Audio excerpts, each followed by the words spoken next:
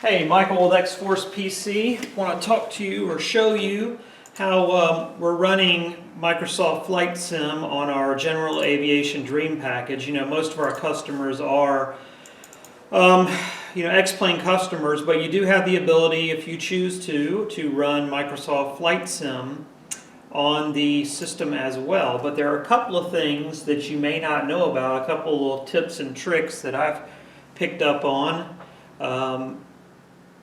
through some help with some customers that actually do use Microsoft Flight Sim. So I thought I'd point those out to you. First of all, you'll notice, I can zoom out a little bit, but this is still way too zoomed in. It looks like I've got my nose almost on the glass. I mean, it's just way too zoomed in, and I can move around a little bit, but again, it's like I'm looking through a pair of binoculars in the plane. So there is a fix for that. Unfortunately, Microsoft doesn't give you a way to fix that in the user interface. You have to edit a configuration file, but it's actually pretty easy to do, and we can assist with that. So it's simply changing a parameter from false to true, which I'm doing right now. This is how long it takes to do. There, I did it. So now I'm going to start Microsoft Flight Sim back up.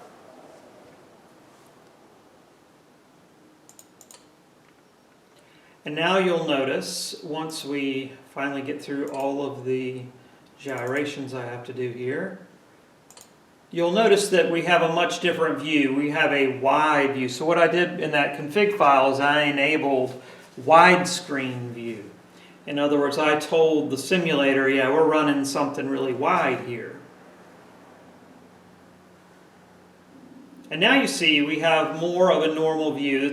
It's a little fisheye-ish, but it does a pretty good job. We can still look all around, and we can look down and see what all our controls are doing, and we can see the yokes move, and this is just a much better situation to be in than before.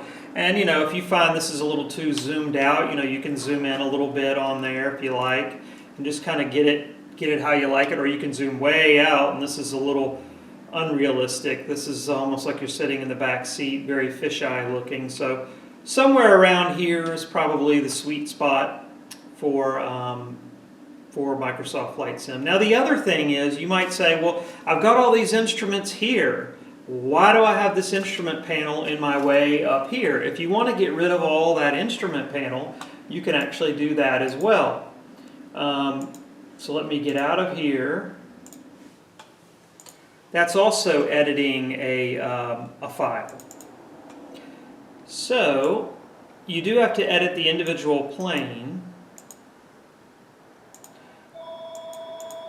And I'm going to ignore that phone because I'm in the middle of this.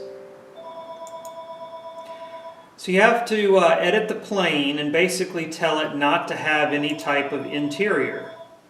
And then that will give you a view of forwards with nothing, is what X-Plane calls that. I'm not sure what Microsoft would call it.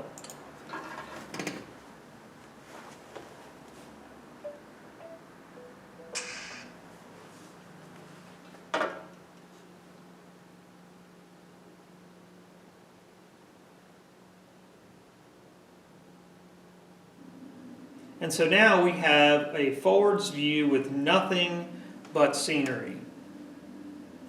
And this is something that would be handy, of course, in the General Aviation Dream package, but also if you were running, some other monitor down here that had your instruments on it, and you really didn't want them obstructing your view up here.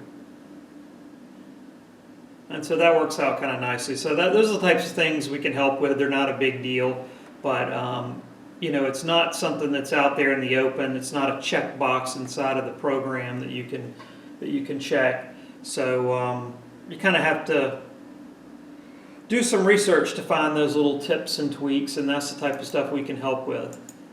If you have any questions, send me an email, michael@xforcepc.com. Again, that is michael@xforcepc.com.